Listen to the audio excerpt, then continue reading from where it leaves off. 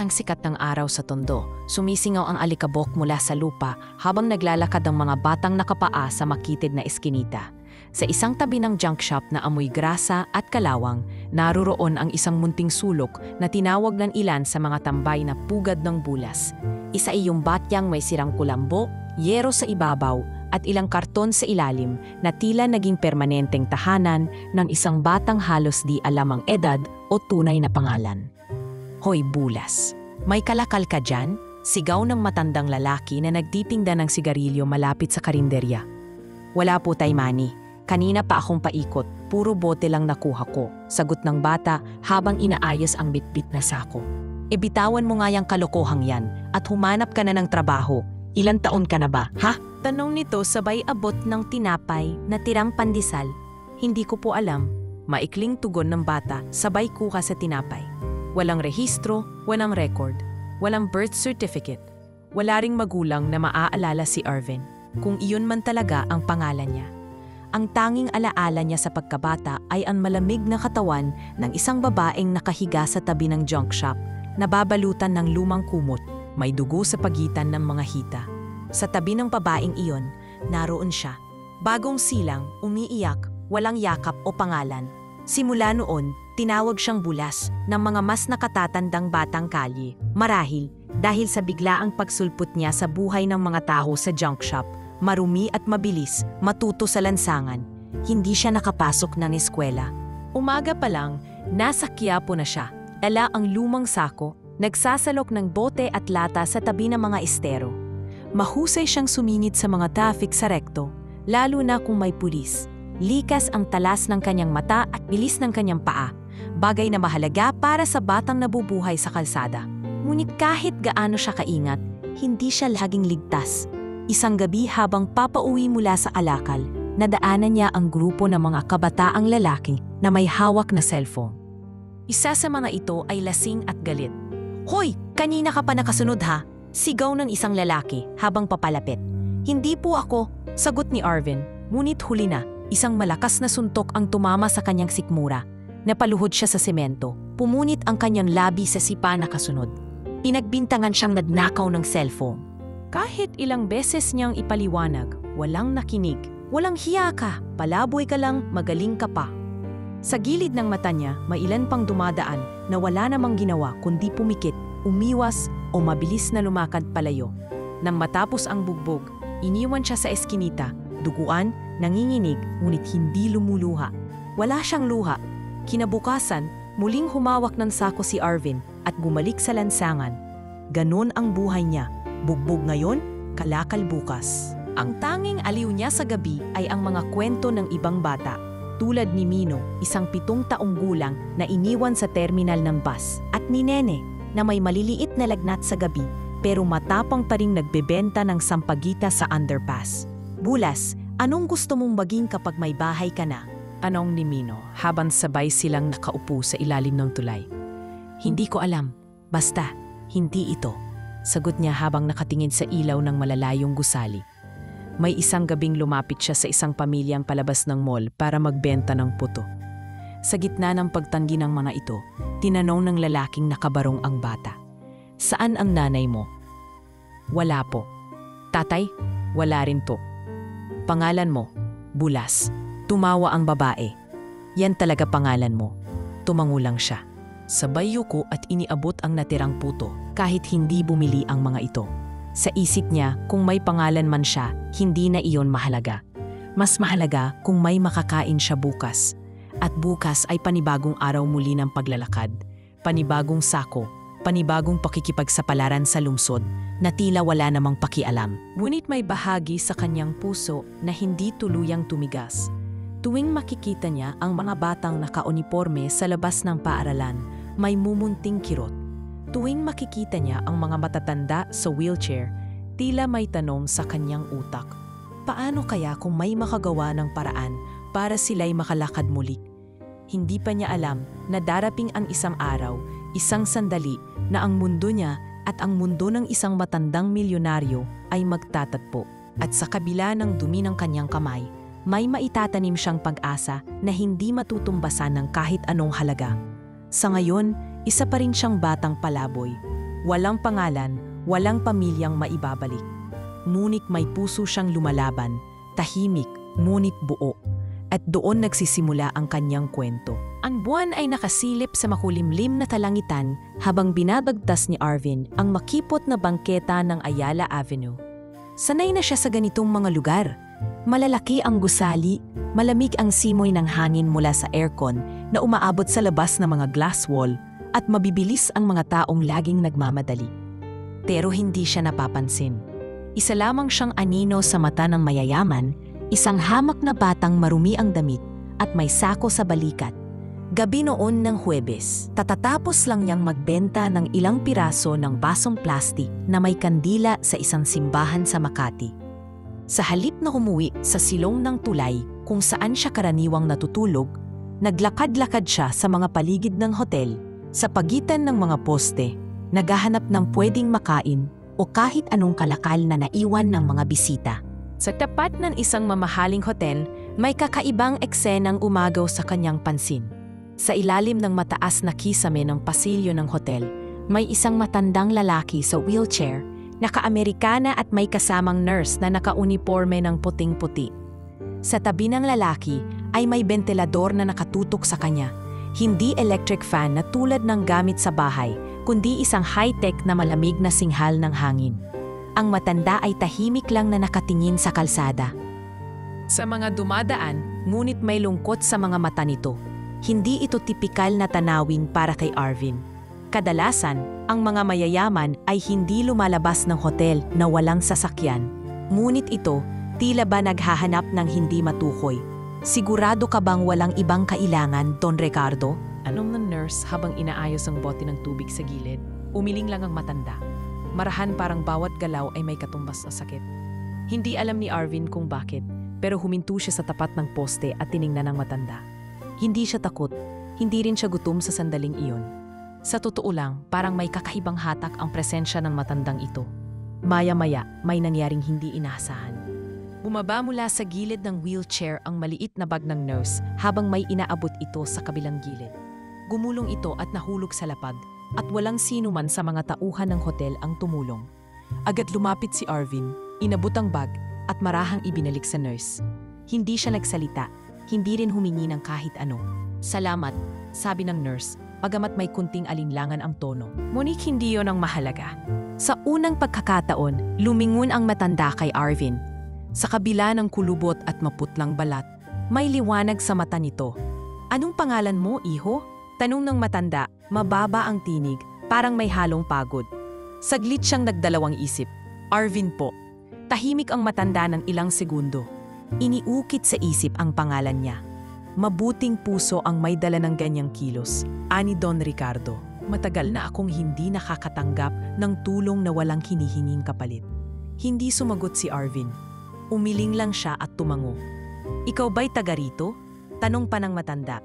Hindi po, sa Tondo po ako galing. Namumulot lang ng bote at plastik. Napangiti ang matanda, bagamat bakas pa rin ang lungkot sa kanyang mukha. Alam mo, Arvin, wika nito. Matagal ko nang gustong gumising ang mga binti ko. Napatingin si Arvin sa mga paa ng matanda. Halos di na gumagalaw. Balot sa kumot. May straps pa ang tuhod para hindi mamilipit. Hindi niya alam kung anong sagot ang dapat ibigay. Ngunit sa loob-loob niya, ramdam niya ang pakiramdam ng hindi makakilos. Nang makulong sa katawang pinili mo mang lumaban, hindi ka basta makakawala. Lumakad siyang muli palayo, matapos ang munting pag-uusap. Hindi na niya binalikan ng matanda, ngunit habang naglalakad siya sa gilid ng hotel, pabalik sa kalsadang kanyang tirahan, naaalala niya ang tingin ng matanda. Tila ba may iniwang tanong na hindi nasabi. Sa mga sumunod na araw, ilang beses pa niyang nakita si Don Ricardo. Nariyan ito sa parehong lugar, sa parehong wheelchair, sa parehong katahimikan. Tuwing makikita siya ng matanda, may bahagyang tango at ngiti. Minsan, nagdala si Arvin ng garapon na may kandilang may simpleng bulaklak at iniwan sa tabi ng wheelchair. Wala siyang sinabi, tumango lang siya at naglakad palayo. Anong meron sa kandilang yan? Tanong ng nurse. Sumagot ang matanda, siguro, alaala ng liwanag. Hindi maipaliwanag ni Arvin kung bakit siya bumabalik sa lugar na iyon. Hindi naman siya binibigyan ng pera. Hindi siya binibigyan ng pagkain. Pero sa bawat ngiti ng matanda, parang unti-unting may pumapalit sa kawalan sa loob niya. Hindi pa niya alam, sa mga sandaling iyon na sa simpleng pagkikita nilang iyon, sa bag na inabot niya, sa garapon na iniwan niya, sa bawat tahimik na pagbati, nagsisimula ng gumalaw hindi lang ang puso ng isang matandang milyonaryo, kundi ang isang kapalarang matagal nang naghihintay mabuksan. Mainit ang sikat ng araw sa bakuran ng isang covered court sa Barangay Valeriano, Maynila, kung saan ginaganap ang isang libreng medical mission. Pila ang mga matanda, batang may ubo, at mga buntis na umaasang matulungan ng mga volunteer doktor na mula pa sa isang pribadong ospital sa Makati. Isa si Arvin sa mga batang kalye na nakikuyusyoso lamang sa umpisa, pero hindi inaasahang nakapasok bilang tagalinis ng kalat kapalit ng isang sachet ng pansit canton at bottled water. Bitbit ang walis tingting at basurahan. Masigasig niyang nililinis ang paligid habang hindi maiwasang sumulyap sa mga eksaminasyon. Tuwing may nagpapasalamat na pasyente, parang may bumubulong sa kanya mula sa likod ng utak. Sana maranasan mo rin yan, Arvin. Habang pinupulot niya ang mga papel at reseta sa gilid ng stage, hindi niya inaasahang mapapatingin siya sa isang portable medical bed na binabantayan ng 2 nurse. At naroon, nakahiga si Don Ricardo Salazar, ang matandang milyonaryo na dati niyang nakikita sa tapat ng hotel sa Makati. Ngayon ay tila mas maputla ito, mas marupok, at walang dalang ngiti sa mga mata. Tila may mabigat na bumagsak sa dibdib ni Arvin. Nilapitan niya ang gilid ng kama, tila ba hinisila ng panawagan mula sa loob ng sarili. Don Ricardo, mahinang bulong niya. Nagulat ang nurse sa presensya ng batang marumi. Ngunit bago pa nito maitaboy si Arvin, narinig nila ang mahina at paos na tinig ng matanda. Arvin, agad na nadlapitan ang mga tauhan. May halong pagtataka at kabalisahan sa tono nila. Sir, kilala niyo po siya? Hayaan niyo siya, sagot ng matanda habang dahan-dahang binubuksan ng mata. Kaibigan ko siya. Hindi malaman ni Arvin kung anong isasagot. Hindi siya sanay na tawaging kaibigan, lalo na ng isang kagaya ng matanda sa harap niya. Ngunit sa kabila ng hiya at kaba, may isang salitang pilit lumalabas mula sa kanyang bibig. Hindi ito planado, hindi pinag-isipan. Tila ba inudyok ng puso. Kaya kitang palakarin ulit. Aniya, halos bulong ngunit may bigat sa bawat titik. Natahimik ang paligid. Maging ang mga nurse ay napalingon sa kanya, sabay-sabay na napakunot ang noo. Sa di kalayuan, isang doktor na may hawak na clipboard ang napailing, saka tumawa. Bata, therapy nga ng mga lisensyado, hindi nakakatulong sa ganyang stage. Ikaw pa? Sarkastikong tugon nito. Tumawa rin ang iba, kasama niya ang isang medical volunteer. Parang sinabuyan ng malamig na tubig si Arvin, ngunit hindi siya umatras. Tumingin siya muli kay Don Ricardo, ngunit ang matanda, sa halip na matawa ay ngumiti. Bagamat mahina, may liwanag sa kanyang mga mata. Hayaan natin siyang subukan, sagot ng matanda. Baka sakaling mas alam ng puso ang lunas kaysa gamot. Simula noon, tuwing may medical consultation si Don Ricardo sa parehong pasilidad, hinihintay ni Arvin ito. Hinahayaan na siya ng staff, bagamat may ilang tutol pa rin. Hindi na siya pinapansin ng mga doktor na dati tumawa sa kanya, ngunit si Don Ricardo ay tila laging naghahanap sa kanya. Arvin, narito ka na naman. Bati ng matanda isang hapon habang ibinababa siya sa stretcher. Anong dala mo ngayon? Isang garapon ng langis ang inabot ni Arvin. Gawa sa pinaghalong langis ng niyog at luya. Pamoso raw sa mga kalye ng Tondo bilang pampahid sa masakit na kasukasuan. Subukan po natin, sabi ni Aling Rosa. Ito raw ang ginamit sa asawa niyang na-stroke dati, paliwanag niya. Pinahiran ni Arvin ang binti ng matanda at marahan itong minasahe. Wala siyang alam sa anatomy, hindi siya therapist. Pero bawat dampi ng kanyang palad ay may halong panalangin. Bawat pagdiin ng hinlalaki ay may kasamang paniniwala. Isang araw, habang ginagawa niya ito, biglang gumalaw ang isang daliri sa paa ni Don Ricardo. Napabalikwas ang nurse. Napatingin ang doktor na noon ay abala sa pagbabasa ng lab results. Sir, gumalaw po, bulong ng nurse. Agad lumapit ang doktor, ngunit tiningnan lang nito ang data sa monitor. Possible spasm, random neural firing. Hindi ito indicative ng progress. Hindi sumagot si Don Ricardo. Ngunit sa kanyang paglingon kay Arvin, may ngiting mapagkumbaba. Huwag kang mabahala sa mga paliwanag nila, iho. Minsan, ang milagro hindi sinusukat ng makina. Mula noon, naging regular na bahagi si Arvin ng personal routine ni Don Ricardo.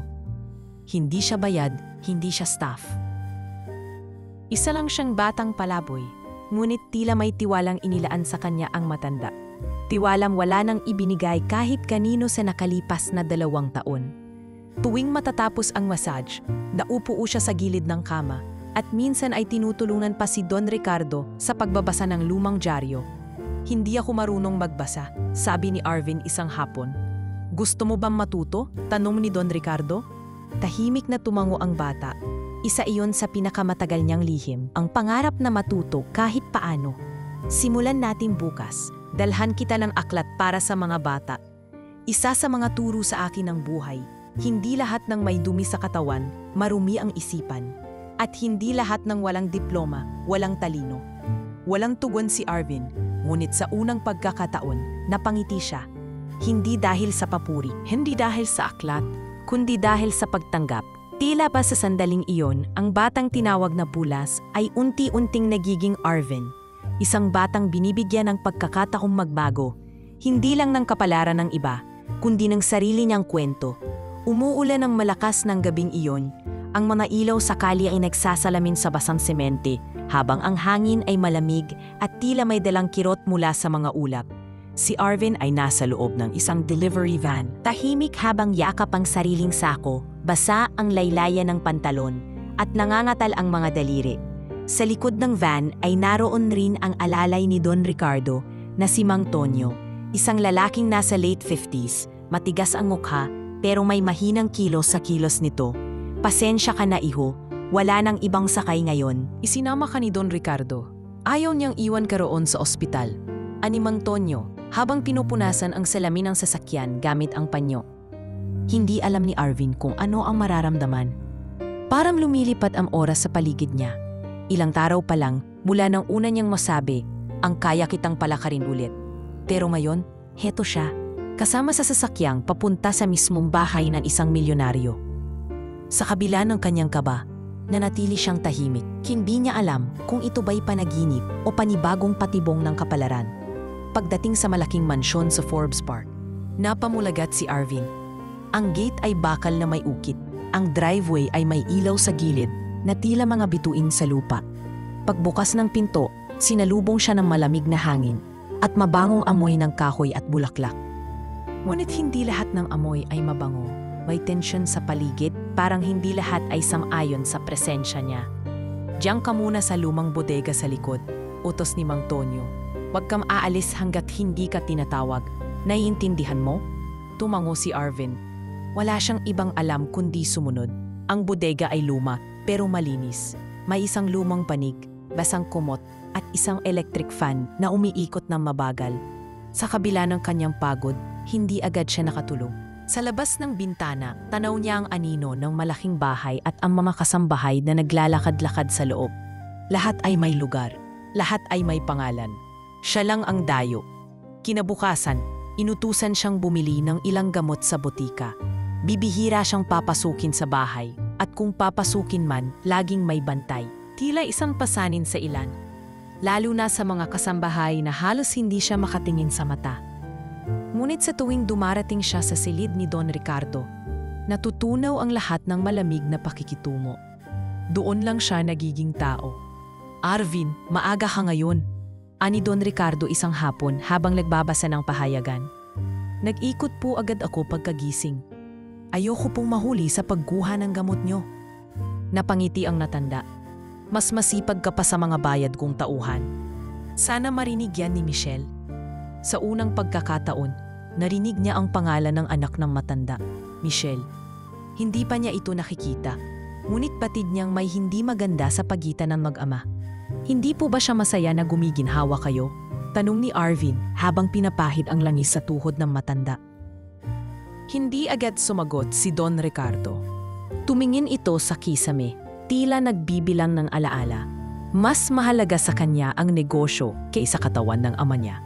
Minsan, Kapag lumalapit ang kamatayan, sakalang lumalabas ang tunay na halaga ng tao sa paligid natin. Isang gabi, habang lumalakas ang ulan, bumisita si Arvin sa kwarto ng matanda. Kahit hindi siya tinawag, bitbit niya ang isang plastik na may pinatuyong dahon ng sambong at isang lumang kopya ng librong pambata na ibinigay ng matanda. Nagdala po ako ng pampainit ng katawan niyo. Masama po ang panahon, baka lamigin kayo, aniya, habang binubuksan ang pakete. Tiningnan siya ng matanda, may bahagyang luha sa mata. Napakabuting bata mo, Arvin. Ilang taon ko nang hinahanap ang ganitong presensya. Isang tao na hindi kailangan bayaran para maramdamang may halaga pa ako. Pagkatapos ng masahe, tahimik lamang silang dalawa. Si Arvin ay naupo sa sahig, nakasandal sa gilid ng kama habang binubuklat ang libro. Hindi siya marunong bumasa ng buo, ngunit sinusubukan niya.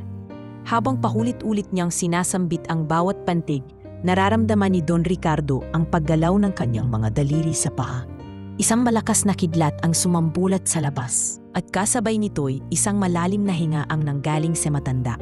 Isang paghinga na tila nagpapakawala ng taon-taong bigat. Kinabukasan, nagulat ang mga kasambahay nang makita nilang nakagalaw ng bahagya ang daliri sa kanang paa ni Don Ricardo. Isa sa mga nurse ang nakasaksi habang pinapalitan ang kumot nito. Ma'am Michelle, sabi ng nurse sa telepono, gumalaw po ang paa ng daddy niyo. Sa kabilang linya, tahimik si Michelle. Ngunit may gumuhit na lamig sa kanyang tinig. Bantayan mo ang batang yan, hindi ko siya gusto. Sa mansion, lumalakas ang ulan, ngunit sa lumang silid ni Don Ricardo, may unti-unting tumutubo. Hindi lang galaw ng laman, kundi paggalaw ng loob. Isang gabing may ulan, isang batang palaboy ang nagbigay ng init sa isang pusong matagal ng nanlamig. Mula nang mangyari ang bahagyang pagkilos ng paa ni Don Ricardo, tila nagbago ang ihip ng hangin sa loob ng mansyon. Ngunit ang pagbabagong ito ay hindi masayang tinanggap ng lahat. Habang si Arvin ay patuloy sa kanyang tahimik na serbisyo, may mga matang palihim na nakamasid, mga matang hindi naniniwala sa kanyang presensya, lalo na ang sa anak na si Michelle Salazar. Isang hapon, habang nag-aayos si Arvin ng mga bote ng gamot na binili niya sa butika, narinig niya ang malakas na yabad ng takong sa marmol na sahig.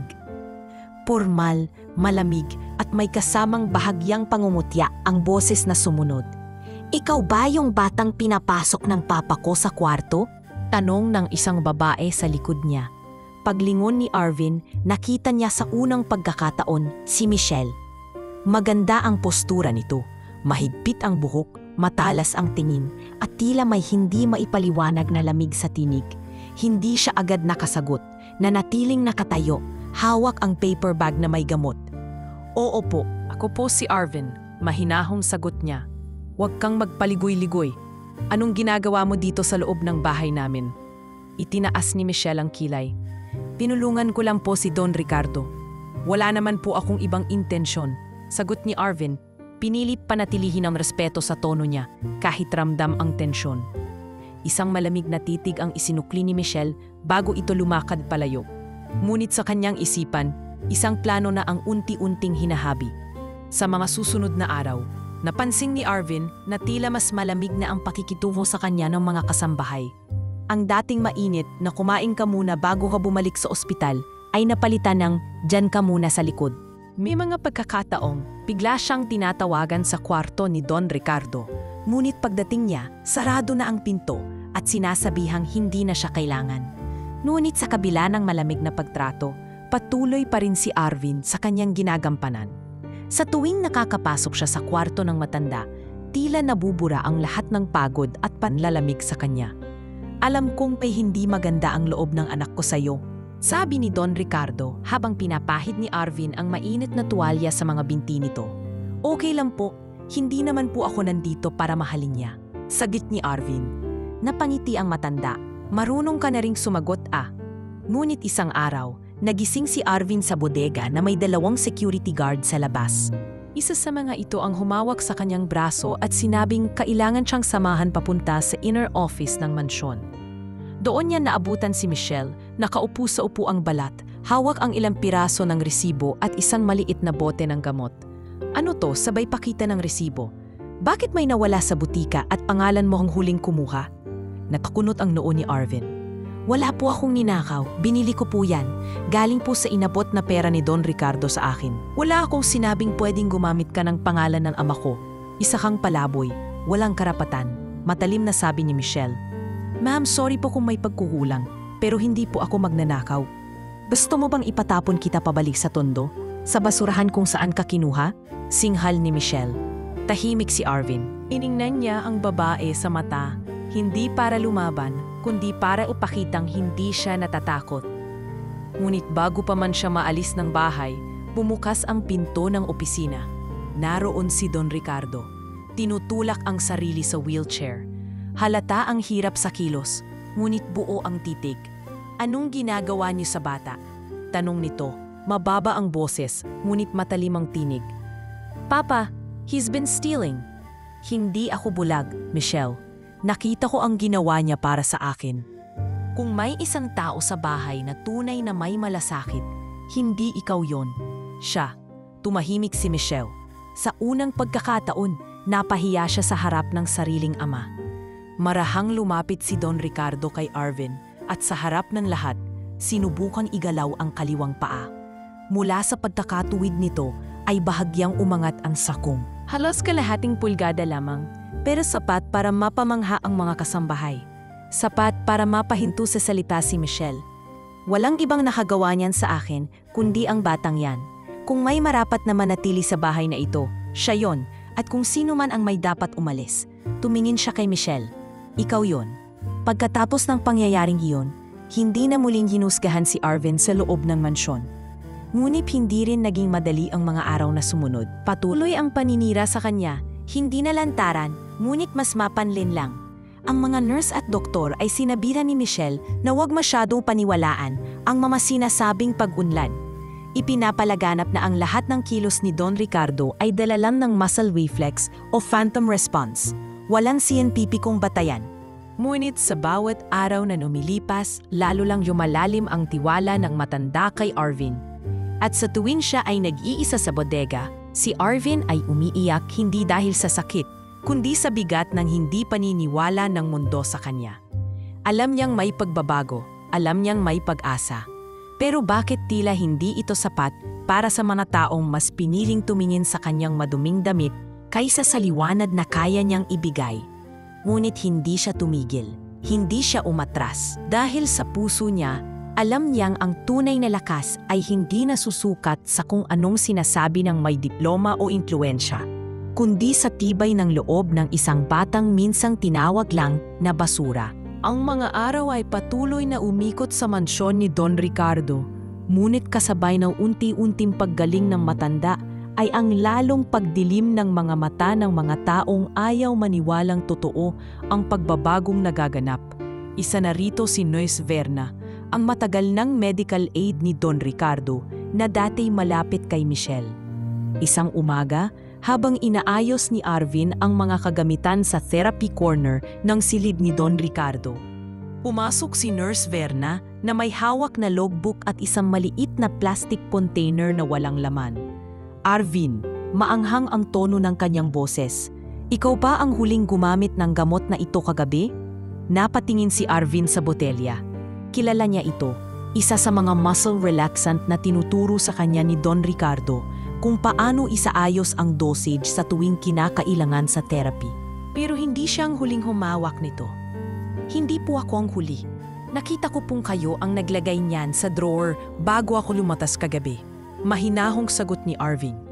Ngunit hindi pinakinggan ni Nurse Verna ang kanyang paliwanag. Sa halip dumiretso ito kay Michelle, na noon ay kararating lamang mula sa isang board meeting. Michelle, may nawawalang gamot. Mariing pahayag ni Nurse Verna. At huling nakita ang lalaking kalye sa loob ng kwarto ng ama mo. Hindi ba't ilang beses mo na rin inireklamo ang presensya niya rito? Napapikot si Michelle, tila ba matagal nang hinihintay ang pagkakataong ito.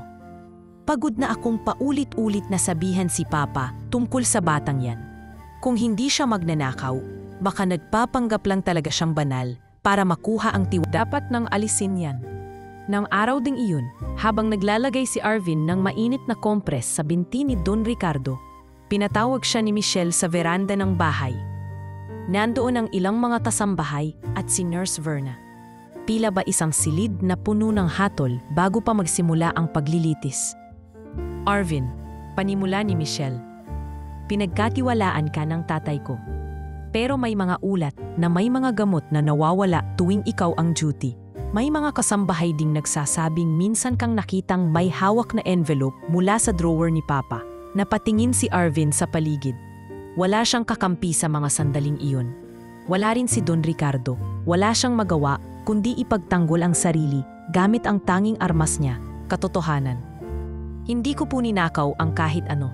Yung envelope po na yun, siya po mismo ang nag-abot sa akin. May sulat daw para sa kanya nung araw ng birthday niya at pinatago lang pansamantala. Tungkol po yun sa isang donation, paliwanag ni Arvin. Napakagaling mong gumawa ng kwento. Malamig ang sagot ni Michelle. Kung ayaw mong ipatapon kita sa kulungan ng mga menor de edad, umalis ka na lang ng tahimik. Kung may respeto ka kay Papa, hindi mo siya ilalagay sa ganitong kahihiyan. Naglakad si Arvin papunta sa gate ng bahay. Bit-bit ang lumang backpack na may kaunting damit at isang plastic na supot ng mga gamit niya sa therapy. Hindi siya umiiyak. Ngunit bakas sa bawat hakbang ang bigat ng pagkadismaya. Hindi sa pagkakatanggal, kundi sa ginawang pagwawalang bahala sa sakripisyo at malasakit niya. Subalit bago siya tuluyang makalabas, bumukas ang pintuan ng balcony.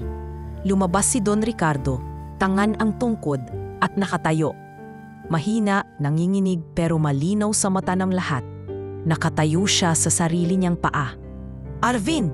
Malakas na tawag ng matanda, dahilan upang mapalingon ang lahat. Tila tumigil ang oras. Ang mga kasambahay, ang mga security guard, si Michelle at si Nurse Verna, lahat ay namutla. Hindi agad makapaniwala si Michelle. Papa, tumayo ka? Ngayon lang ako muling nakatayo mag-isa sa loob ng 2 taon, sagot ng matanda. At gusto kong malaman ng lahat kung bakit. Dahil sa batang yan. Tahimik ang paligid. Ang natitirang hangin sa silid ay tila napuno ng bigat ng katotohanan.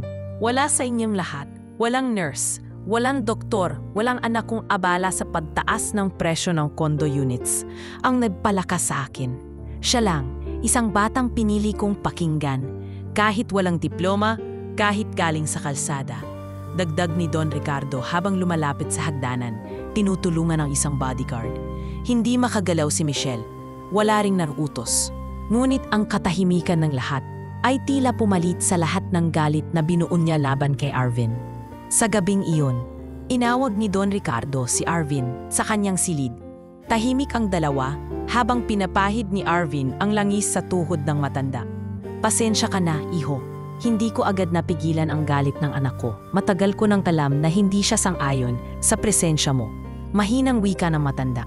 Wala pong problema. Sanay na po akong pagdudahan, sagot ni Arvin habang pinipisil ang gilid ng tuhod. Pero salamat po, ngayon lang po may lumaban para sa akin. Napangiti si Don Ricardo. Hindi ako lumaban dahil kawawa ka. Lumaban ako dahil totoo ka. At sa mundong puno ng peke, bihira ang may katapatan na ganyan.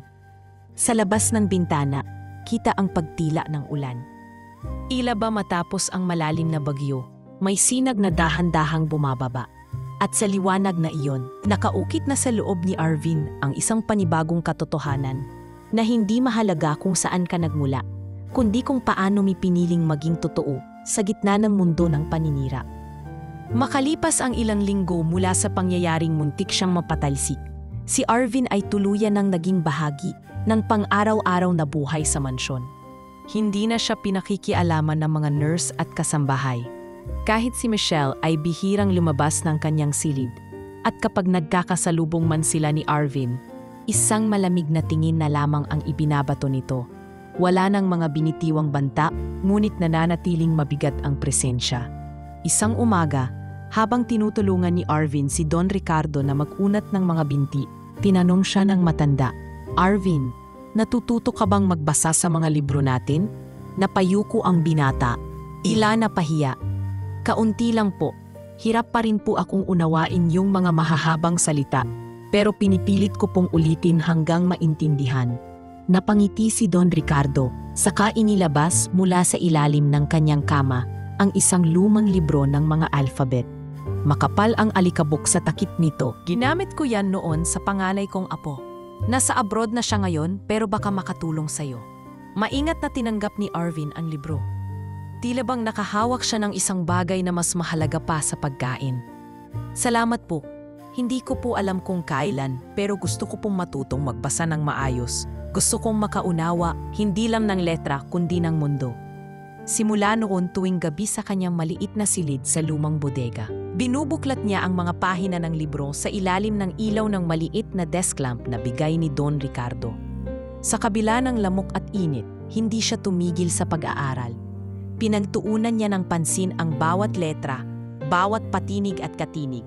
Minsan binibikas niya ito ng pauli-ulit sa sarili habang iniisip kung paano ito ginamit ni Don Ricardo sa mga usapan nila. Isang hapon, habang binubuklat ni Arvin ang ilang pahina ng newspaper sa reading room ng mansyon na siya na rin ang naglilinis, dumaan si Don Ricardo. Nakita niyang hawak ni Arvin ang isang pahina ngunit nakakunot ang noo. "Anong binabasa mo?" tanong ng matanda. "Headline lang po ang naiintindihan ko. Hindi ko pa po gets yung ibang bahagi. Puro mahahaba," sagot ni Arvin habang iniabot ang diaryo. Lumapit si Don Ricardo at marahang tinuro ang isang talata. "Ito, editorial yan. Kadalasan opinyon ng isang editor tungkol sa issue sa bansa. Hindi mo kailangang sang-ayunan lahat ng nakasulat dito. Pero magandang pag-usipan." "Ganun pala yun," bulong ni Arvin. "Akala ko basta sulat lang, totoo na agad." "Nagsisimula ka ng makakita ng mas malalim na antas ng pag-unawa," ani Don Ricardo. "At dahil dyan, gusto kitang turuan ng mga basic sa negosyo." Napaliwan si Arvin. "Negosyo po?" "Oo. Accounting, ledger, expenses. Kung may tiwala ka sa sarili mong paninindigan, dapat may kaalaman ka rin kung paano humawak ng responsibilidad. Hindi habang buhay ay dito ka lang sa silid ko. Isang araw, dapat ay may sarili ka ng inaasikaso." Habang dumarami ang oras na ginugugol nila sa pag-aaral at pagsasanay, lalong lumalalim ang ugnayan ni Arvin at Don Ricardo. Sa paningin ng matanda, hindi na lamang basta bata si Arvin na dumampot ng bag isang araw sa labas ng hotel. Isa na siyang kasama, isang estudyante ng buhay at higit sa lahat, isang kaibigan. Ngunit sa labas ng mundo ng kanilang silid, unti-unting kumakalat ang balita. Isang helper na minsang bumisita sa mansyon ang nagkwento sa kanyang kapitbahay tungkol sa batang kalye na pumalit sa anak bilang tagapangalaga ng matandang milyonaryo. Di nagtagal, ang kwento ay umikot na sa mga kanto ng Makati, hanggang sa isang maliit na column sa isang tabloid ang naglabas ng headline. "Bata sa basura, paboritong alalay ng milyonaryo. Ano ang meron siya?" Nabasa ni Arvin ang artikulo habang naglilinis ng lumang filing cabinet ni Don Ricardo. Tinago niya ito sa likod ng libro, ngunit nakita rin ng matanda. "Hindi mo kailangang itago yan," sabi ni Don Ricardo habang nakatitig sa kanya. "Kung may totoo man sa sinulat nila, yon ang puso mong marunong magmahal nang walang hinihingi. Pero hindi po nila alam ang totoo. Hindi po nila alam na nag-aaral ako, na gusto ko pong maging mabuting tao. Sa kanila, bata pa rin akong may maruming damit at nakatira sa bodega," sagot ni Arvin, halatang nasasaktan. "Hayaan mo silang magsalita," tugon ni Don Ricardo. "Pero ikam, ipakita mo sa kanila ang totoo sa gawa. Hindi lahat ng pangalan ay kailangang linisin sa papel. Minsan, sa kilos mo lang, nabubura ang dumi sa pangalan." Kinagabihan, habang inaayos niya ang mga gamit sa bodega, dumating si Mang Tonyo at iniabot ang isang brown envelope. Nagtaka si Arvin. Nang buksan niya ito, may nakasulat na pangalan, Arvin M. Salazar. Ano to?" tanong niya. "Galing kay Don Ricardo," sagot ni Mang Tonyo. "Gumawa siya ng birth certificate para sa'yo. Hindi man ito legal sa lahat ng aspeto. Sapat na to para makapag-enroll ka sa ALS o kahit anong night school. Sabi niya, oras na para bigyan mo ng pagkakakilanlan ang sarili mo." Tumigil si Arvin. Ang simpleng papel sa kanyang mga kamay ay tila baga mas mabigat kaysa sako ng basura na ilang taon niyang binuhat. Sa unang pagkakataon, may pangalan siyang sarili niyang tinanggap. Hindi bansag, hindi palayaw, kundi pagkatao. Makalipas ang isang linggo, dumating ang isang doktor mula sa isang kilalang medikal na institusyon sa Maynila. Isa siya sa mga unang doktor na dumalo sa kaso ni Don Ricardo. Nang mabalitaan niyang may batang palaboy na miraculous monsieur, hindi siya naniwala.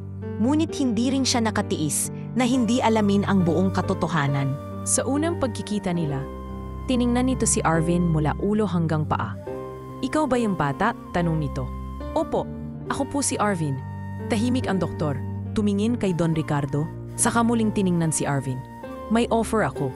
Kung interesado ka, tutulungan ka naming makakuha ng scholarship. Walang pangakong madali. Pero kung ganito na ang sinimulan mong sipag, baka mas malayo pa ang marating mo." Hindi nakasagot si Arvin. Sa isip niya, hindi siya sigurado kung pangarap ba ito o isang panibagong bagyo.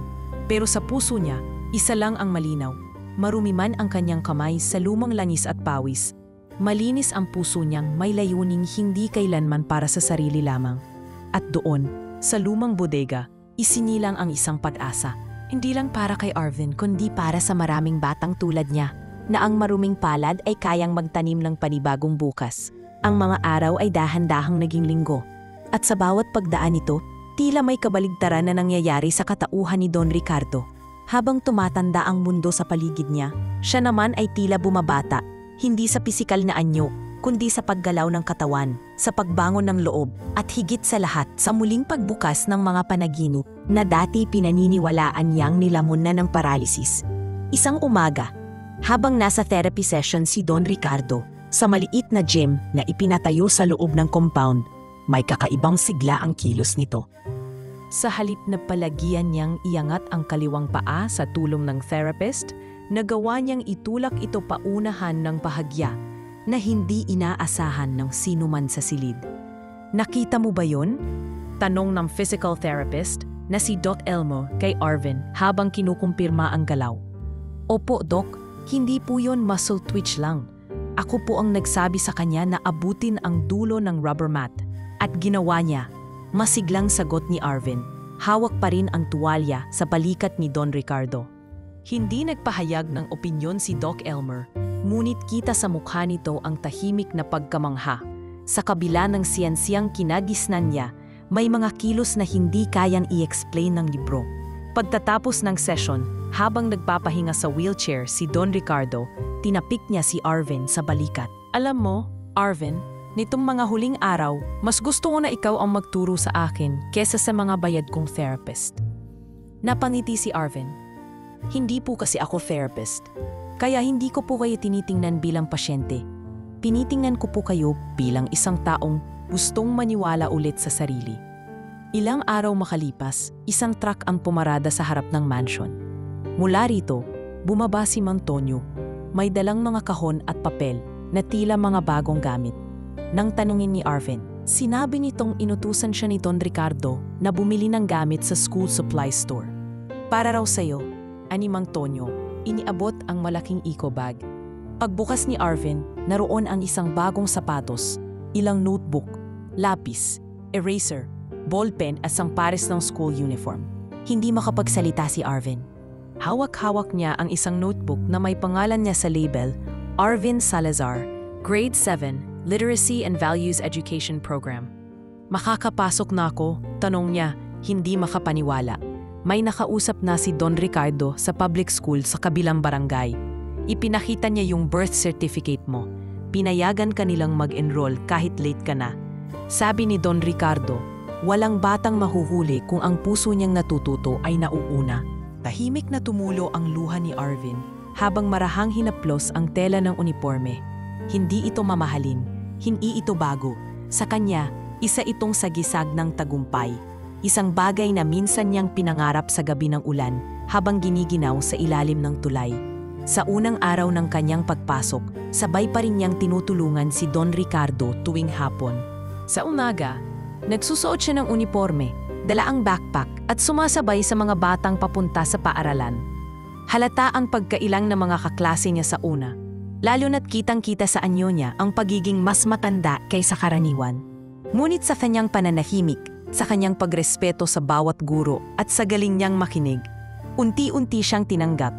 Hindi siya palakibo, ngunit may isang pagkakataong napahanga niya ang buong klase. Habang nagtatalakay si Ginoong Elias ng lesson sa mga taong may kapansanan at karapatang pantao, nagtanong ito, Anong dapat nating pag-isipan kapag may nakikita tayong taong may kapansanan? Awa ba o respeto? Tumayo si Arvin. Pareho po, pero mas mahalaga po siguro ang respeto. Kasi ang awa pwedeng pansamantala. Pero ang respeto, pinanghahawakan kahit hindi mo sila kilala. Huwag nating tingnan ang tao sa kung ano ang wala sa kanya. Tingnan natin kung paano siya lumalaban. Tumahimik ang klase. Isang guro ang napatango. Sa sandaling iyon, hindi lang siya naging estudyante. Naging guro rin siya sa paraang hindi kinailangan ng chalk o blackboard. Isang araw, sa mismo ring ospital kung saan siya dating pinag-alanganan, muling dumalaw si Doc Elmer at ilang doktor upang obserbahan ang progreso ni Don Ricardo. Sa pagkakataong ito, humarap ang matanda sa harap ng lahat, may kasamang walker at may unti-unting hakbang mula kama hanggang sofa, isang distansyang matagal na niyang hindi nalalakad. 2, sabi ni Doc Elmer habang naglilista sa clipboard. 2 tuloy-tuloy na hakbang. Without full support, hindi na ito muscle memory. Nakapaniwala ang isa pang doktor. This is no longer just anecdotal recovery. This is something we haven't documented before. Paano niyo ginawa to, Don Ricardo? Tanong ng isa. Hindi siya tumingin sa kanila. Tumingin siya kay Arvin, na tahimik lamang sa sulok. Hawak ang tuwalya at tubig. Ang tanong siguro, ay paano niya to nagawa para sa akin? Sagot ni Don Ricardo. Hindi siya doktor, hindi siya profesional, pero binuksan niya ang pintuan na matagal ko nang isinara. Sa huling bahagi ng buwang iyon, tumanggap si Arvin ng liham. Galing ito sa doktor na minsang tumawa sa kanya sa unang medical mission. Batang Arvin, nais kong iabot ang paunang alok para sa isang part-time scholarship sa aming community rehab program. Kung sakaling gusto mong maging certified therapy aid balang araw, handa kaming magsimula sa iyo. Napahawak si Arvin sa dibdib. Hindi niya akalain na ang mga araw ng pagtitiis sa ilalim ng araw, ng pamumulot ng basura, at ng pagtayo ko sa harap ng mga mata ng hindi naniniwala, ay magiging mga hagdan tungo sa direksyong minsan niyang akalang hindi para sa kanya. Sa kanyang pagluhod sa tabi ni Don Ricardo, habang inaayos ang brace sa paa nito, bigla siyang nagsalita. Don Ricardo, salamat po, pero hindi lang po kayo ang gumaling. Ako rin po. Napatingin ang matanda. Anong ibig mo sabihin? Dati po, pakiramdam ko, ako yung may kapansanan. Hindi po sa katawan, sa loob. Pero mula nang naniwala kayo sa akin, parang unti-unti rin pong gumalaw yung parte ng puso kong matagal ng tulong. Tahimik ang matanda, ngunit sa kanyang mata, may luhang ayaw bumagsak. Sa loob ng silid na iyon, walang doktor, walang milyonaryo, walang palaboy. Mayroon lamang 2 kaluluwang sabay na natutong tumayo. Ang mga araw sa mansyon ay naging tila isang bago at maaliwalas na kabanata. Ang mga halakhak ni Don Ricardo ay muling naririnig sa mga hallway at ang mga kasambahay ay tila na ring sanay sa presensya ni Arvin, na ngayoy palaging may dalang aklat sa ilalim ng kilikili, madalas ay tungkol sa anatomy o physical rehabilitation, minsan naman ay simpleng talasalitaan. Ngunit sa kabila ng positibong pagbabago sa loob ng bahay, isang madilim na ulap ang dahan-dahang bumabalot sa labas nito. Isang umaga, habang nagsasagawa ng family board meeting ang Salazar Family Group sa mismong private function hall ng mansion, ipinatawag ni Don Ricardo si Arvin. Hindi niya alam kung bakit, ngunit hindi niya kailanman tinanggihan ang paanyaya ng matanda. Pagpasok niya, agad siyang napansin ni Michelle. Nakaupo sa gitna ng mahabang mesa, hawak ang isang tablet at dokumentong tila kapipirma lamang. Bakit siya nandito? Anong nito sa malamig at walang tinatagong inis na tinig? Hindi siya bahagi ng board.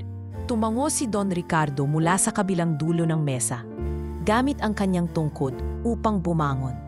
Hindi siya bahagi ng board, pero bahagi siya ng aking araw-araw. At kung may sino man dito na tunay na nakakakita ng galaw ng buhay ko, siya yon. Umiling si Michelle.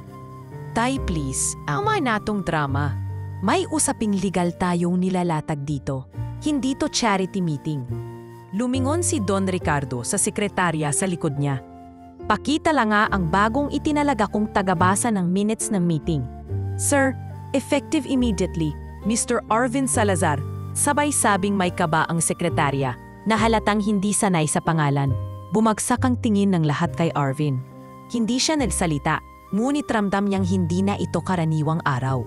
Nang simulan niyang i-record ang meeting at ilista ang mga panukala, tahimik lamang siya sa gilid. Ngunit ang simpleng kilos na iyon, ang kanyang pagkakaupo sa mismong loob ng family boardroom, ay tila matinding sampal para kay Michelle. Sa sumunod na gabi, habang sinusulat niya ang mga notes mula sa meeting, pinuntahan siya ni Michelle sa bodega. Hindi ito ang unang beses na nagkakaharap silang dalawa sa ganitong paraan, pero ngayong gabi, may dalang envelope si Michelle at may mapanganib na ngiti sa kanyang labi. Alam mo bang hindi ka dapat nandito? Panimula nito. Hindi umimik si Arvin. Ito ang legal document na nagpapatunay na wala kang karapatan sa bahay na ito. Technically, trespasser ka pa rin. Alam mong kaya kong gamitin to, di ba? Tahimik pa rin si Arvin. Tiningnan niya lang ang papel, saka bumuntong hininga. Bakit po kayo natatakot? Tanong niya. Napailing si Michelle. Hindi ako natatakot sa'yo. Natatakot ako sa kung anong pwedeng mawala dahil sa'yo. Lahat ng pinaghirapan kong hawakan sa negosyong ito, unti-unti mong inaagam sa simpatya, sa drama, sa kahabag-habag mong mukha. Oo, wala po akong inaagaw. Mariing sagot ni Arvin. Kung may natatanggap man po akong tiwala, yon ay dahil may nakikita silang halaga sa ginagawa ko. Napalakas ang hininga ni Michelle, saka iniwan si Arvin na nakatipog sa dokumentong hawak-hawak niya. Hindi ito nilagdaan ni Don Ricardo. Isang banta lamang. Ngunit ang mensahe ay malinaw. Isang pagkakamali lang niya at maaari siyang mawala sa mundo na itinuring niyang tahanan. Kinabukasan, habang bumibisita si Don Ricardo sa opisina ng kanyang abogado sa Makati, tinanong niya ito tungkol sa huling testamento. May nais ka bang baguhin? Tanong ng abogado habang inihahanda ang laptop. May gusto akong idagdag, sagot ng matanda. Sa kalmadong tono, binanggit niya ang isang panukala, ang paglikha ng Salazar Arvin Foundation, isang non-profit na tutulong sa mga batang kalye na nais matuto ng physical therapy at basic caregiving. Itatanaga si Arvin bilang honorary director at magiging pangunahing kinatawan nito. Hindi ito para bigyan siya ng kayamanan, ani Don Ricardo. Ito ang paraan ko para ipasa ang aral na itinuro niya sa akin, na ang pag-asa ay hindi dapat nakakahon sa porma ng diploma o apelyido. Nang makauwi sa mansyon, ibinalita niya kay Arvin ang tungkol sa foundation. Hindi agad nakasagot si Arvin. Tila hindi siya makahinga sa biglaang balita. Ako po ang magiging kinatawan? Oo, sagot ni Don Ricardo. At kung gusto mo pa, pwede kang mag-aral ng management para ikaw na rin ang mamahala balang araw. Lumuhod si Arvin sa tabi ng matanda. Hindi niya mapigil ang luha. Don Ricardo, bakit po ako? Dahil ikaw ang unang tao na naniwalang makakatayo akong muli. At higit sa lahat, ikaw lang ang nakakita ng kahalagahan ko. Noong panahong akala ko wala na akong halaga. Ngunit hindi pa tapos ang lahat. Sa isang linggong dumaran, habang inaayos ni Arvin ang bagong silid para sa magiging opisina ng foundation, biglang dumating si Don Ricardo na tila kinakapos sa paghinga. Nanlalamig ang kanyang mga daliri at may bahagyang pamumutla sa kanyang mukha. Don Ricardo, Mang Tonyo, Doktor, sigaw ni Arvin habang alalay ang matanda. Dumating agad ang nurse at inilapat ang oxygen sa bibig nito. Ilang minuto lang, dumating na rin ang ambulansya. Kasama ni Arvin si Don Ricardo sa sasakyan, hawak ang kamay ng matanda habang binabantayan ang monitor ng pulso nito. Hindi siya umiiyak. Ngunit bawat tibok ng puso ni Don Ricardo na bumabagal ay parang suntok sa kanyang dibdib. Nang makarating sa ospital, agad isinailalim si Don Ricardo sa intensive care. Isang malamig na tunog ang sumambulat mula sa machine, tanda ng pagtigil ng isang mahigpit na pinanghahawakang buhay. Code Blue, sigaw ng doktor. Agad silang nagtipon sa paligid ng katawan ng matanda. CPI, epi, oxygen, defib. Habang ang mga doktor ay abala sa pagmalik ng tibok ng puso ng matanda, si Arvin ay nanatili sa labas ng ICU, nakaupo sa sahig. Hawak niya ang rosaryo na ibinigay ng isang madre sa underpass ilang taon na ang nakalilipas. Tahimik niyang sinabi, hindi pa ito ang dulo, hindi pa tapos ang laban namin. At sa likod ng salamin, Habang bumabalik ang manipis na linya sa monitor ng ECG ni Don Ricardo, may nabubuong pangako kahit ang kamatayan man ay tila hindi agad kayang wasakin. Mainit ang ilaw ng ICU, ngunit malamig ang katawan ni Don Ricardo nang dalhin siya roon. Agad siyang inasikaso ng mga doktor at nurse, ngunit walang katiyakang babalik ang dating tibok ng puso. Sa labas ng salamin, nakaupo si Arvin. Nakayuko at mahigpit na hawak ang rosaryong luma na at may nawawalang krus sa dulo. Lord, kung pwede pa po, huwag niyo muna siyang kunin. Mahinang bulong niya, halos hindi marinig ng sarili. Hindi pa rin niya inaalis sa isip ang mga huling sandaling magkasama sila ni Don Ricardo bago ito bumagsak. May kasamang aliwalas ang mukha ng matanda habang kinukwento ang plano para sa foundation. Hindi siya mukhang may sakit. Hindi siya mukhang pagod. Pero marahil, doon talaga madalas sumusugod ang peligro kapag kampante ka na sa pag-asang tapos na ang bagyo. Makaraan ang ilang minuto, may lumabas na doktor mula sa ICU. Matangkad, seryoso ang mukha at bitbit ang clipboard. Arvin Salazar? Tanong nito.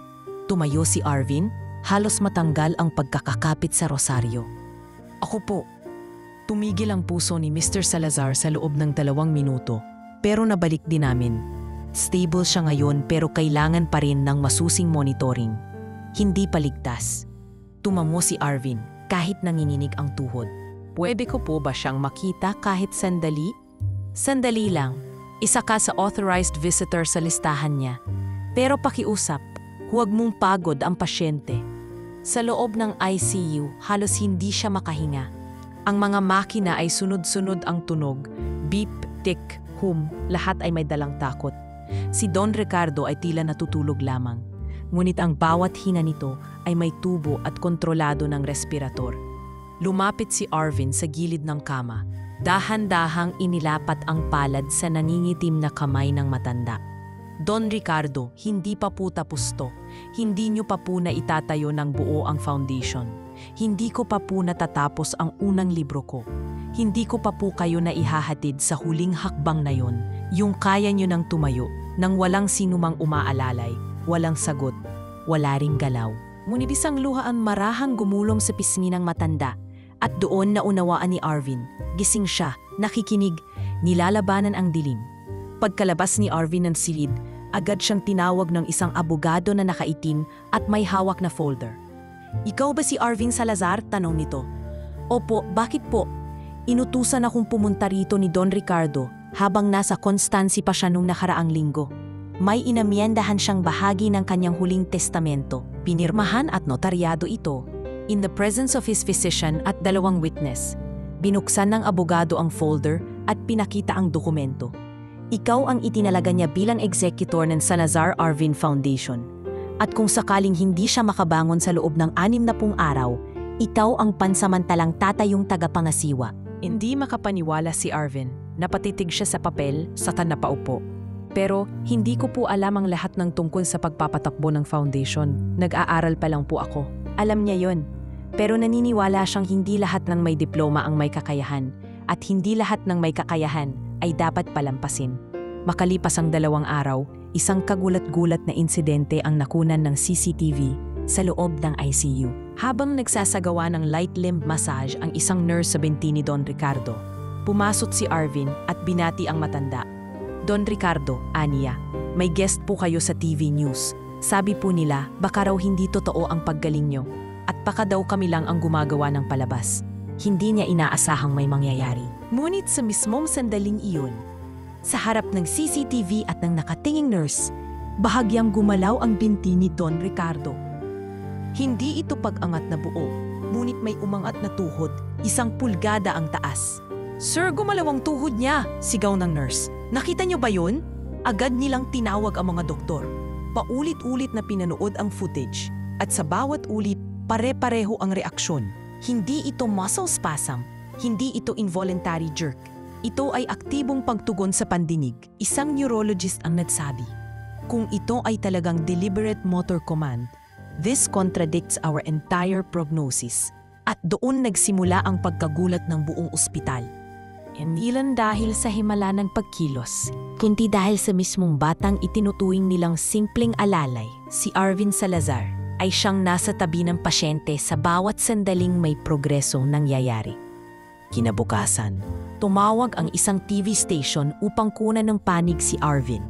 Nagdalawang isip siya, ngunit sa huli, pumayag siya upang bigyang linaw ang lumalabas na haka-haka. Sa gitna ng interview, tinanong siya, "Arvin, ano ang ginawa mo para gumaling si Don Ricardo?" Tahimik muna siya bago tumingin sa kamera. "Wala po akong ginawang espesyal. Wala po akong magic. Wala po akong degree. Pero naniwala po ako, hindi po sa himala, kundi sa posibilidad na hindi pa tapos ang laban. Araw-araw, tinanong ko po si Don Ricardo, 'Gusto niyo pa ba?' At araw-araw, kahit wala siyang salitang tugon, alam kong may sagot siyang oo." Pagbalik niya sa ospital, nakita niya si Michelle, nakatayo sa hallway ng ICU. Ngayon ay hindi na galit ang ekspresyon nito. Hindi rin bahagyang panlalamig. May kakaibang pagkalito sa mukha. "Arvin," tawag nito. Napalingon siya, bahagyang tumango. "Hindi ako hihingi ng tawad, pero aaminin kong hindi ko kayang gawin ang nagawa mo. Hindi ko nga kayang paniwalaan dati na may saysay pa si Papa." Hindi sumagot si Arvin. Hindi niya kailangan ng pagbawi. Hindi niya kailangan ng papuri. Tumingin lang siya kay Michelle at marahang sinabi, "Hindi po ako pumalit sa inyo.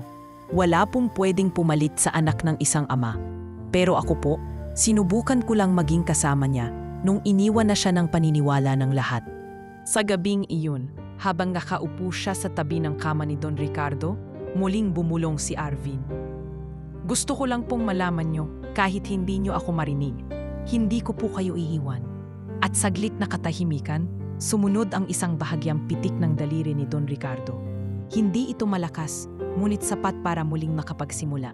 Hindi lamang ng panibagong yugto ng paggaling, kundi ng panibagong tiwala sa himala ng pagpupunyagi. Sa laban ng puso kontra kamatayan, mabilis na kumalat ang balita.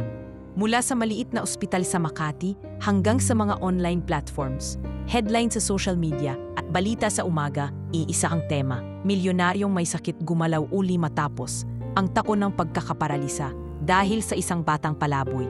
Hindi ito ordinaryong istorya. Hindi ito ang tipikal na medical miracle na idinadaan sa siyensya at teknolohiya. Isa itong kwento na sa unang tingin ay imposibleng paniwalaan. Kaya't para sa komunidad medikal, isa itong insulto.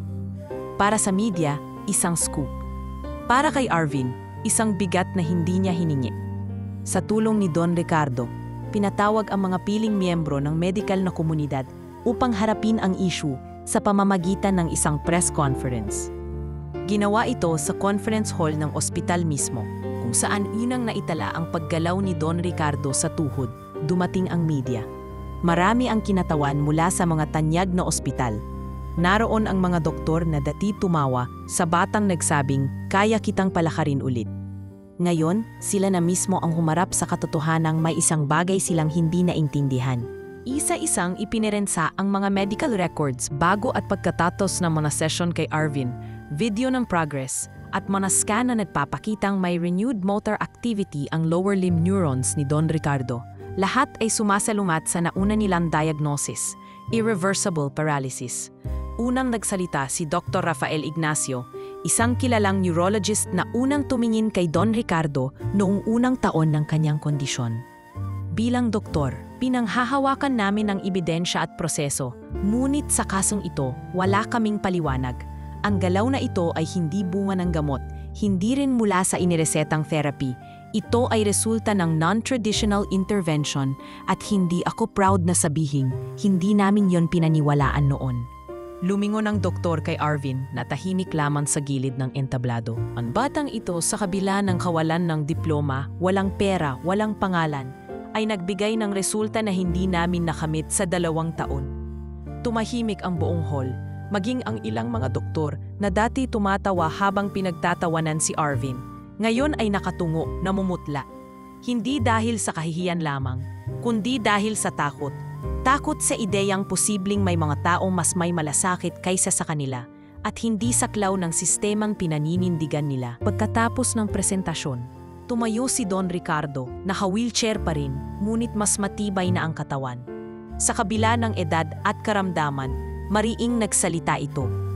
Hindi ako kumarap dito upang palakpakan. Umarap ako upang ipaglaban ang dignidad ng isang baang hindi hinusgahan ang katawan kong hindi na gumagalaw, kundi pinakinggan ang puso kong gustong lumaban. Tumingin siya sa mga kamera. Kayong mga doktor na minsang tumawa sa kanya, ngayon ay narito, nagtatanong kung paano niya nagawa ito.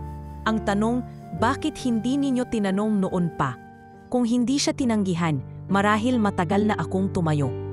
Matapos ang presscon, dinala si Arvin sa isang silid kung saan siya dapat interviewin para sa isang primetime news special. Ngunit bago pa man siya makapagsalita, may pumasok na lalaki sa studio, ang neurologist na unang pumawa noong medical mission pa lang. Arvin, sabay lapit nito. Bata ka pa at baka hindi mo naaalala pero ako ang unang nagsabi na joke ang sinabi mong kaya mong palakarin si Don Ricardo. Tumango lang si Arvin. Alam ko po, hindi ko naman po yun kinalimutan. Nag-ayos ng upo ang doktor. Gusto kong malaman mong natakot ako, hindi sa'yo, kundi sa katotohanan. Dahil ang ginagawa mo ay nagpapakita ng pagkukulang naming mga profesional. Hindi agad sumagot si Arvin. Ngunit sa kanyang puso, alam niyang ang mamasalitang iyon ay hindi para sa papuri, kundi para sa paggilala sa panibagong simula ng mas malaking laban. Ang laban para sa mga katulad niyang hindi binibigyan ng boses, ng pag-asa at ng pagkilala. Makalipas ang ilang linggo, isang araw ay binisita ng Regional Director ng Health Department ang ospital at personal na nakipagkita kay Arvin. Sinama siya ni Don Ricardo, nakasuot ng simpleng parong at may tungkod. Ngunit sa bawat hakbang ay halatang hindi na siya pareho ng dating Don Ricardo. Mr. Arvin Salazar, ani ng direktor habang iniabot ang certificate. Kami po ay natutuwa at humahanga sa inyong ginagawa. Hindi po ito lisensya, pero ito po ay pagkilala na kayo ay pinapahintulutang maging community therapy aid sa ilalim ng pilot program ng aming departamento.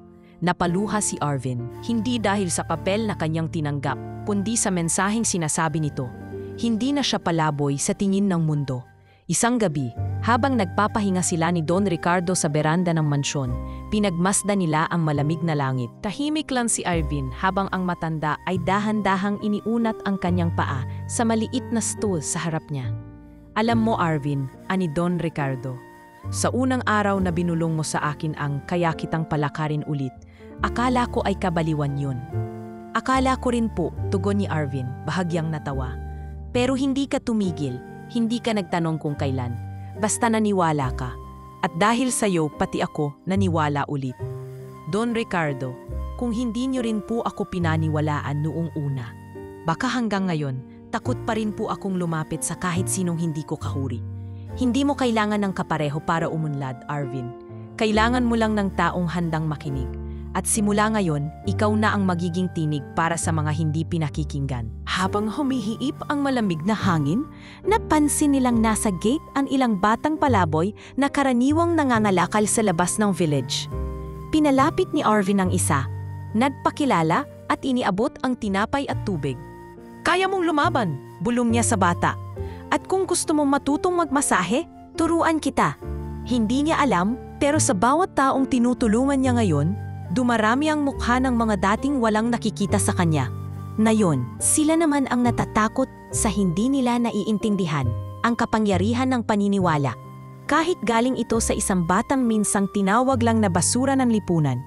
Nagbago ang mundo ni Arvin. Hindi na siya ang batang nakayapak sa ilalim ng tulay, may dalang sako, at humihingi ng tirang pandesal sa karinderya. Ngayon, tuwing umaga, nagsusuot siya ng simpleng uniforme, dala ang lumang backpack na pinalitan na ng mga libro sa halip na kalakal. Papasok siya sa eskwelahan nang may ngiti sa labi at sa tuwing tatawagin ang kanyang pangalan sa attendance, taas noo siyang sumasagot. Narito po, Arvin Salazar. Kahit 18 na siya, pinasok pa rin siya sa grade 7. Hindi siya nahihiya. Sa katunayan, proud siya dahil hindi lahat ng 18 ay may lakas ng loob na magsimulang muli sa antas na pinangarap lamang nila noon. At hindi lahat ng estudyanteng gaya niya ay may kasama sa eskwelahan na isang milyonaryong lalaki sa wheelchair na minsang tinulungan nilang muling makabangon. Bawat hapon matapos ang klase, bumabalik siya sa foundation office na itinatag ni Don Ricardo. Nagsimula na ang operasyon ng Salazar Arvin Foundation sa maliit na gusali malapit sa Tondo. Ginawang therapy center ang dating abandonadong lote. Dito, inuturuan ng basic caregiving at body movement exercises ang mga batang lansangan, mga ulilang walang pamilya, at mga menor de edad na may karamdaman, ngunit walang access sa rehabilitasyon. Okay, tingnan natin kung tama ang paghagod sa lower spine area, ani Arvin, habang tinuturuan si Miko, isang dating batang kalye na nawalan ng ina sa sakit at ngayon ay umaasang maging caregiver. Tama ba, Kuya Arvin? Tanong ni Miko habang dahan-dahang minamasahe ang kanyang dummy patient. Medyo kulang pa sa diin. Dapat maramdaman ng katawan na hindi lang kamay ang gumagalaw, pati intensyon, sagot ni Arvin. Hindi lang niya tinuturo ang teknik, itinatanim din niya ang puso sa serbisyo, na ang bawat haplos ay hindi lang gawa ng kamay, kundi pakiusap ng pag-asa. Samantala, sa isa pang bahagi ng lungsod, may tahimik na pagtatagpo na magbabago ng direksyon ng mga mata ng lipunan. Sa sala ng isang legal office, nagkita muli sina Arvin at Michelle Salazar, hindi bilang magkalaban, kundi bilang mga kinatawan ng magkaibang panig ng iisang layunin. Arvin, unang bati ni Michelle habang nakatingin sa mga papel na nasa harapan nila. Ma'am, sagot ni Arvin, mahinahon, walang bakas ng galit. Tahimik ang silid ng ilang sandali. Inagmasdan ni Michelle, ang binata ngayon ay mas ayos na ang tindig, mas pino ang pananalita at mas buo ang loob. Hindi na siya ang batang umaasa sa awa ng mga tao. Isa na siyang kinatawan ng responsibilidad. Pinagpasyahan ng board na i-review ang pondo ng foundation. Legal lang ito, pero nais kong sabihin sa'yo ng personal. Hindi ko na hinahadlangan ang layunin mo. Nakita ko na, hindi ka palahadlang. Isa kang salamin sa ama ko na hindi ko nakita noon. Hindi agad sumagot si Arvin. Marahan niyang sinara ang folder at timingin sa babae. Hindi ko po intensyon na palitan kayo. Wala pong papalit sa pagiging anak niyo. Ako, nagkataon lang na nasa tabi niya noong panahong kailangan niyang kasama, ani Arvin. Tumango si Michelle at sa unang pagkakataon, ngumiti siya. Hindi ng pagmamataas kundi ng pag-amin. Kahit papaano, salamat. Sa pagbuhay mo sa ama ko at sa puso ko.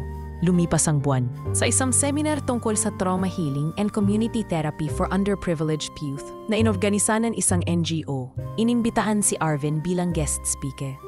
Marami ang nagulat. Isang dating palaboy, ngayon ay tumatayo sa entablado na parang propesor. Magandang araw po sa inyong lahat. Ako po si Arvin Salazar. Panimula niya.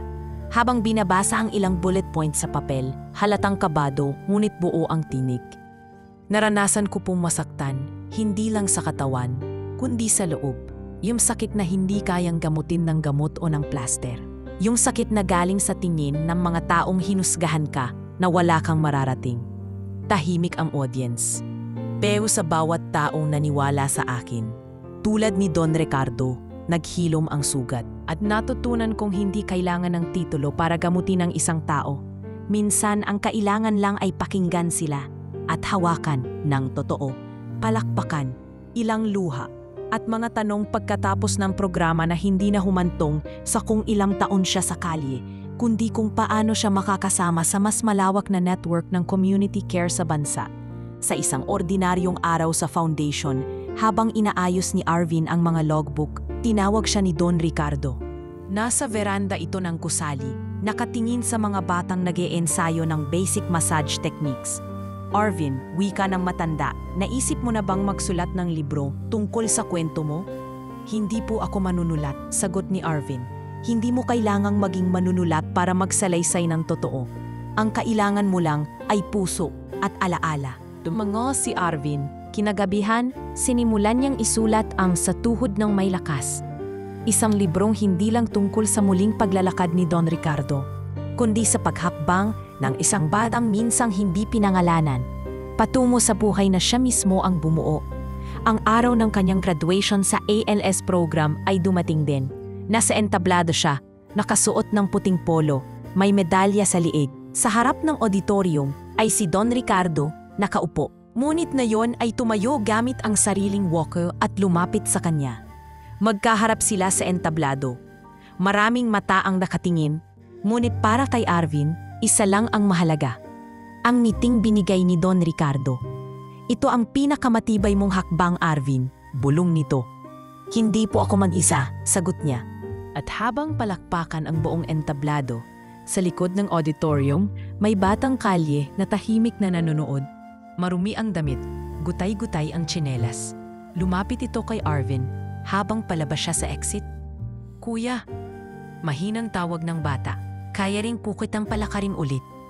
Napatingin si Arvin at sa sandaling iyon, alam niyang ang kwento niya ay nagsimula na namang tumakbo. Hindi bilang wakas, kundi bilang inspirasyon sa mga susunod na palad na magpapagaling. Sa mga pusong muling maniniwala, mainit ang simoy ng hangin sa loob ng covered court ng eskwelahan ng araw ng pagtatapos. Kakaiba ang liwanag ng araw, hindi mainit na nakapapasok, kundi mas parang nagbabadya ng bagong simula. Sa gilid ng entablado, nakaupo si Don Ricardo. Na yun ay mas matikas, mas may lakas, bagamat nakadepende pa rin sa kanyang tungkod.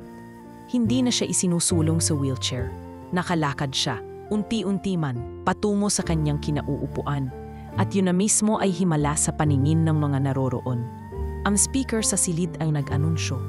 Tumayo po tayo para sa ating valedictorian ng ALS program, Arvin N. Salazar. Isang malakas na palakpakan ang sumalubong kay Arvin habang tinatahak niya ang hagdanan ng entablado. Suot ang simpleng barong Tagalog, dala ang medalya sa kanyang dibdib, at ang dokumentong minsan ay hindi man lang niya akalaing maibibigay sa kanya.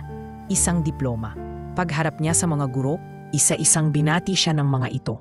Ngunit ang pinakanasarap na yakap ay nagmula sa dulo ng entablado, kung saan naghihintay si Don Ricardo. Handa ka na? Mahinang sabi ng matanda habang inaabot ang kamay ni Arvin. Kung handa po kayo, ako rin po. Sagot ng binata sabay akbay kay Don Ricardo. Mula sa entablado, sabay silang tumayo. Marahan ngunit matatag ang bawat hakbang ng matanda habang si Arvin ay hindi humiwalay sa kanyang gilid. Ang mga tao ay napatigil sa pagbulungan at napalitan ng katahimikan. Habang pinapanood ang isang senaryong parang hango sa pelikula, ngunit ang bawat hakbang ay tunay. Bawat kilos ay bunga ng taon ng pagtitiis at paniniwala.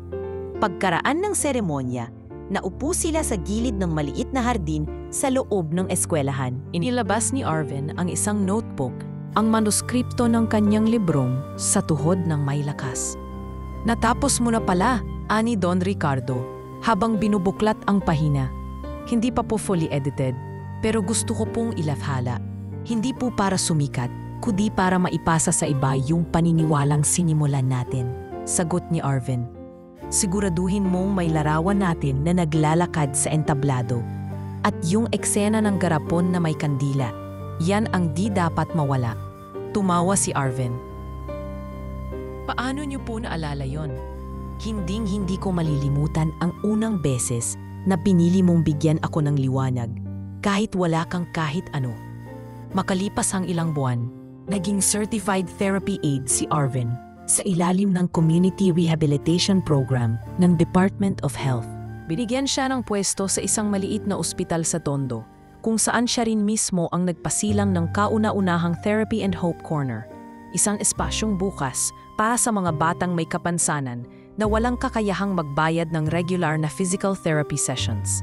Nakita ng maraming doktor at nurse kung paanong ang dati nilang tinatawanan at inahalipustang bata ay ngayon ay nagbibigay ng therapy instruction sa mga batang may cerebral palsy, post-polio at post-accident cases. Dahan-dahan lang po, ganito po ang pag-unat ng puhod. Huwag po nating biglain, turong payo ni Arvin sa isang batang 6 na taong gulang na pinangalan ng Elmo, na galing pa sa Baseco upang humingi ng tulong. Minsan, habang nagpapahinga sa kanyang opisina, binisita siya ni Miku, isa sa mga batang tinuruan niya noon sa foundation. Kuya Arvin, bungad nito. May batang dinala yung nanay ko sa gate. Hindi raw po makalakad ng ayos. Pwede raw po ba siyang makita? Tumango si Arvin at agad lumabas. Sa labas ng gate, may isang batang babae, 5 taong gulang, may saklay at may mga pilat sa binti. Anong pangalan mo? Tanong ni Arvin habang nakaluhod sa harap ng bata. Maya po, sagot ng bata. Kumusta Maya? Okay lang po, pero sabi po nila hindi na raw po ako makakatakbo. Tumingin si Arvin sa mga mata nito at sa tono hindi na bago sa kanya, mahina ngunit punong-puno ng paniniwala, binigkas niya ang mga salitang minsan niyang ginamit. Kaya kitang palakaring ulit. Sa isang interview para sa isang documentary, tinanong si Arvin kung ano ang tunay na rason sa likod ng kanyang tagumpay. Hindi siya sumagot agad. Inilabas niya mula sa bulsa ang isang garapon na may maliit na kandila. Hindi pa rin nasisindihan, ngunit buo pa rin. Ang totoo, hindi ako tagapagligtas. Isa lang akong bata na minsang dumigyan ng pagkakataong paniwalaan ang sarili. Kung may natutunan ako, ito, minsan hindi mo kailangan maging doktor para magpagaling. Ang kailangan mo lang ay maniwala at manatiling naroroon kahit kailanman hindi ka inaasahan. Paglipas ng ilang taon, inilabas sa merkado ang librong Sa Tuhod ng May Lakas. Hindi ito naging bestseller sa unang linggo, ngunit dumami ang mambabasa dahil sa mga istoryang ipinasa-pasa sa social media. Maraming guro ang ginamit ito bilang reading material sa kanilang klase. Maraming bata ang isinulat ang pangalan ni Arvin sa kanilang mga sanaysay bilang taong gusto nilang tularan. At sa mismong araw ng paggunita ng ika-4 na anibersaryo ng Salazar Arvin Foundation, ginanap ang isang simpleng selebrasyon sa mismong dating lote kung saan itinayo ang gusali. Dinaluhan ito ng mga dating pulubi, batang lansangan, at mga pasyente na minsan ay tinanggihan ng sistema. Nandoon din si Don Ricardo, mas mahina na ngayon, ngunit buhay pa rin ang loob. Habang pinapanood ni Arvin ang pagtataas ng bagong banner ng foundation, lumapit sa kanya ang isang batang may bit-bit na kahon ng gatas. Marumi ang damit nito, tila pagod at gutom. "Kuya Arvin," tawag ng bata, "pwede po ba akong matulog sa loob? Gabi na po kasi." Tiningnan ni Arvin ang bata sa kalumuhod. "Anong pangalan mo?" "Hindi ko po alam, wala po akong pangalan." Sa sandaling iyon, parang bumalik ang lahat. Ang gabi ng unang tagpo nila ni Don Ricardo, ang garapon, ang bentilador sa harap ng hotel, ang ulan. Tumingin siya sa bata at ngumiti. "Kung wala ka pang pangalan, simulan natin sa paghinga, sa paggalaw, sa pagtayo. Dahil lahat ng pangalan, ipinaglalaban muna bago ibigay." At sa huling hakbang ng kanyang kwento, tumayo si Arvin, hindi na bilang bata, hindi na bilang palaboy, kundi bilang patunay na ang bawat hakbang, gaano man kaliit, ay maaaring magdala ng isang tao, isang puso at isang mundo tungo sa panibagong lakad ng pag-asa.